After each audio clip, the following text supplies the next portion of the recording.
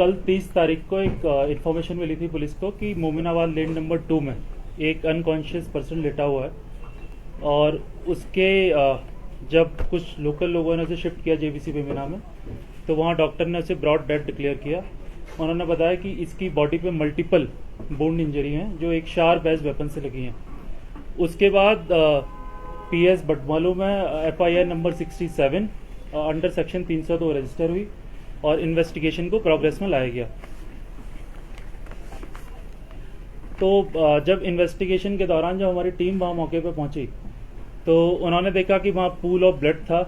Body की जो position थी, हमने एफएसएल टीम को बुलाया, बाकी फोटोग्राफी सेक्शन को बुलाया। वहाँ पे हमने लोगों से पूछताछ की। वहाँ बहुत सारे सीसीटीवी कैमरे थे तो उनके मल्टीपल हमने सीसीटीवी कैमरे एनालाइज किए। उसके अलावा जो हमारे टेक्निकल रिसोर्सेज हैं, हमने उसका टावर ट्रैफिक लिया, वहाँ कौन कौन आया था, कौन कौन गया, व्हीकुलर मूवमेंट। उसके बाद से हमने कुछ सस्पेक्ट्स को आइडेंटिफाई किया। जब कुछ सस्पेक्ट से हमने पूछताछ की तो उसके बाद एक सस्पेक्ट हमने जीरो डाउन किया। जब जीरो डाउन हो गया उसको हम लेके आए अपने थाने, वहाँ उससे हमने पूछताछ की। तो पूछताछ में उसने वॉलंटरली बताया कि ये ऑफेंस उसने किया है। कैसे किया, उसका रीजन ये बताया कि वो पिछले 1 साल से जो हमारा विक्टिम है उसकी बेटी के साथ रिलेशन में था और ये बात उसके जो फादर है, जो विक्टिम है, उसको पसंद नहीं थी और वो काफ़ी लंबे टाइम से इस बात का अपोज कर रहा था। इससे क्या हुआ कि जब इसको अक्यूज को ये बात पता लगी काफ़ी लंबे टाइम से, तो इसके मन में एक ऐसी इंटेंशन थी कि क्यों ये अपोज कर रहा है, तो एक बदला लेने की इंटेंशन थी इसके पास। इसी के चलते इसने कुछ टाइम पहले, कुछ 4 या 5 महीने पहले, एक चाकू लिया, शार्प एज वेपन, बटमालू से किसी से खरीदा इसने, और हमेशा से मौका देखता था कि जब भी मुझे मौका मिलेगा ये उस पर एक्शन लेगा। फ्रिक्वेंटली इसने कई बार गया भी, आगे पीछे देखा भी, लेकिन वहां इसे मौका मिल नहीं पाया। कल शाम को क्या हुआ कि जब विक्टिम अपने घर पे था, उसने देखा कि ये अक्यूज बेटी के साथ उसी कॉलोनी में था। जब वो वहां पहुंचा तो उसने बोला कि थोड़ी इनके झगड़ा हुआ, उसने डांटा। तो उस टाइम पे इसे एक मौका मिला क्योंकि गली में कोई नहीं था, पूरा गली सुनसान थी, शाम का टाइम था।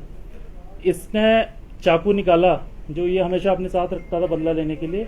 इसने चाकू निकाला और मल्टीपल उसके गर्दन पे, उसके चेस्ट पे कई सारे उसने अटैक किए और उसी की वजह से उसकी डेथ हुई।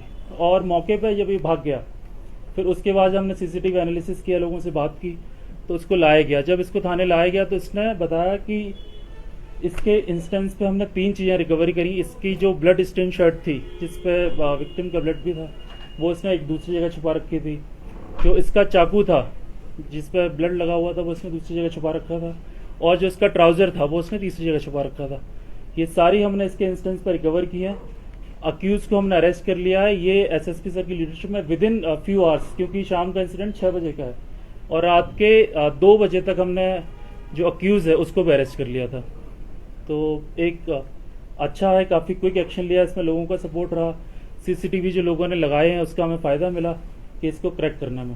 सर, क्या विक्टिम की बेटी भी स्पॉट में मौजूद थी उस टाइम? वो दूर थी, उसने काफ़ी चिल्लाया भी, उसने फादर को देखा, उसने चिल्लाया, लेकिन क्योंकि मैंने बताया गली सुनसान थी, आसपास कोई था नहीं, कोई आ नहीं पाया उसकी मदद के लिए, तो वो थी, उसने देखा, वो एक दूर से उसने देखा। ये सर, मेरा एक सवाल है आपसे। सर, कल हम जब वहाँ गए स्पॉट जहाँ पे इंसिडेंट हुआ है, तो वहाँ के मोहल्ले वालों का कहना है इनकी जो बेटी है वो 13-14 साल की है, वो इतनी बड़ी है, बिलो 18?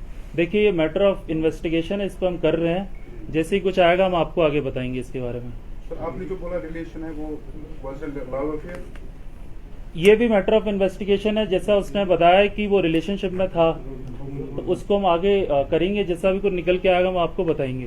तो बेटी से आपने कुछ पूछताछ की? नहीं, हमने उसकी बच्ची से कुछ पूछने की कोशिश की। उसने यही बताया कि कैसे इसे मौका मिला और एक इंटेंशन थी, ये बात करता था कि ऐसा कर दूंगा, वैसा कर दूंगा। उसने बताया कि कुछ इंटेंशन थी, लेकिन उसको ये नहीं पता था। लेकिन कल उसे मौका मिला, वो दूर से उसने देखा है, तो इस पर भी हम जानकारी ले रहे हैं। कुछ आगे आएगा तो हम साझा करेंगे आपके साथ। सर, एक्यूजर का नाम क्या है, कहाँ का है और उनकी एज 18+ है कि वो 18 से वो भी? ये भी मैटर ऑफ इन्वेस्टिगेशन है।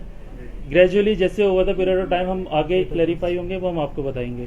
तो पुलिस इस तरह की घटनाओं को रोकने के लिए क्या रणनीति की बात है? देश के अनेक हिस्सों में इस तरह की घटनाएं सामने क्राइम जम्मू कश्मीर पुलिस इस सिलसिले में कुछ काउंसलिंग या फिर विश्वास करने जा रही है ताकि इस तरह की घटनाएं नहीं, ये पुलिस ने, जिससे जो हमारे लेवल पे हम थाना दिवस भी होता है, हम यूथ से इंटरेक्ट करते हैं, उनसे बातें पूछते हैं क्या है, हम उनको काउंसलिंग भी करते हैं। कुछ प्रोग्राम हमारे ऐसे हैं, कुछ ऐसे एरियाज हैं जहां हमने लोगों से अपील किया आप सीसीटीवी लगाएं, तो एक सीसीटीवी का डिटरेंस इफेक्ट बहुत ज्यादा है लोगों के अंदर।